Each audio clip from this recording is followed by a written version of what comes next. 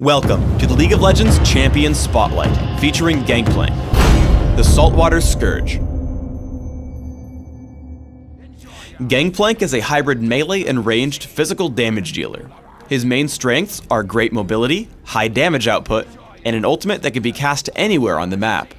Gangplank's passive is Grog-Soaked Blade. Every attack that Gangplank makes places a stack of Grog-Soaked Blade on his target, up to a cap. Each stack damages and slows the movement of whoever's been struck. Parlay shoots target enemy with Gangplank's pistol, dealing damage.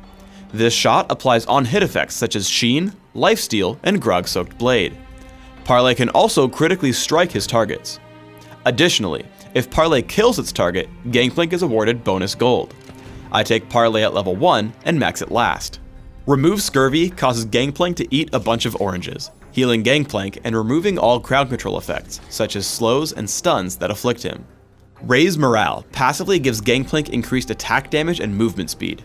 When activated, Gangplank gains an even larger bonus to these stats, and grants a smaller bonus to nearby allied champions as well. I take Raise Morale at level 2 and max it by level 9.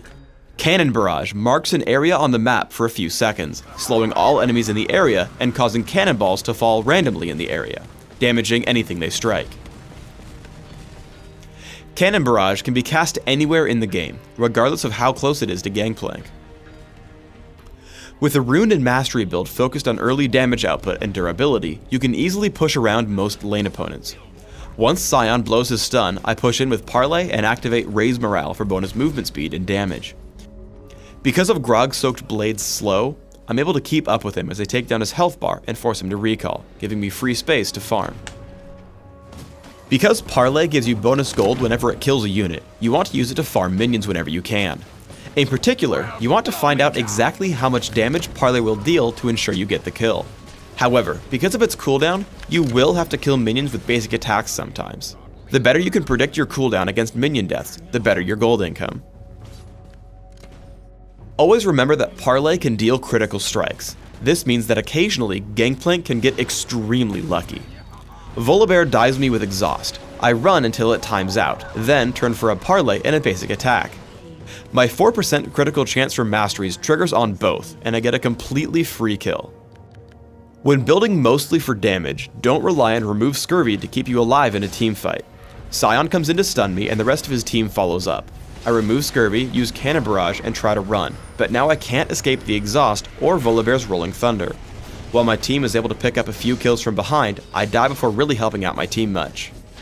Instead, use a couple of tricks to keep you safer. With Cannon Barrage and Summoner Teleport, you can push a side lane and still show up to the battle without missing a beat. As I watch the battle unfold, I look to kill the squishiest targets possible. I blow up the enemy Scion with Parlay, then activate Raise Morale and Shirelia's Reverie to give my team supreme positioning. With Annie and Vayne completely split off from the rest of my team, we take down Master Yi and Volibear. Because Gangplank takes on the role of carry, you should find pushing with a minion wave to be very powerful.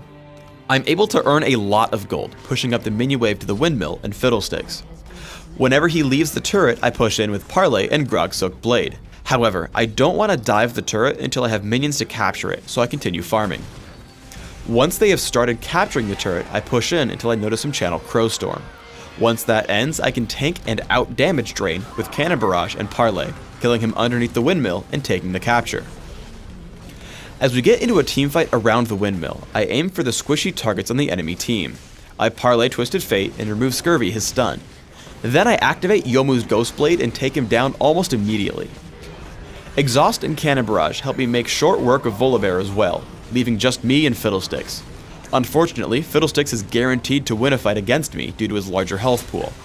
However, a combination of Parlay, my movement speed, and remove Scurvy allow me to waste his time until reinforcements show up. You can use Cannon Barrage to stop enemy captures. I drop it on Fiddlesticks, keeping the windmill neutralized. However, Pantheon and Volibear can easily capture it because I aimed it badly. Instead, aim it at the middle of the point so you can stop everyone. For runes, I take Armor Penetration Marks, Flat Armor Seals, Flat Magic Resist Glyphs, and Flat Attack Damage Quintessences. This build gives me significant early game damage output with Parlay in case I want to push around my lane opponent, while giving me decent resistances that synergize with bonus health, lifesteal, and remove Scurvy. My masteries are 2109, focusing on all physical damage increasing masteries in offense, while taking increased mana regeneration and neutral buff duration in utility. I take Exhaust and Teleport on Summoner's Rift, while subbing out Teleport for Surge on Dominion. In Classic, I open with a Regrowth Pendant and Health Potion, upgrading to Philosopher's Stone. I look to grab cooldown reduction through Ionian Boots of Lucidity and Brutalizer. I continue my build with Trinity Force and Shurelia's Reverie for even more damage, utility, and cooldown reduction. By the end of the game, I want to deal even more damage through Infinity Edge and Yomu's Ghostblade, and increase my durability with Guardian Angel or Banshee's Veil. In Dominion, I look for more durability and damage through basic attacks instead of Parlay. I open with Prospector's Blade and Boots of Speed. I rush for a lot of mobility through Berserker's Greaves and Yomu's Ghostblade. I flesh out my damage output further with Sanguine Blade and Infinity Edge. At this point, I'll need more durability, so I look for items like Frozen Mallet, Odin's Veil, and Atma's Impaler. Thanks for tuning in to the Gangplank Champion Spotlight. Please subscribe to the Riot Games YouTube channel above, and don't forget to thumbs us up just below the video.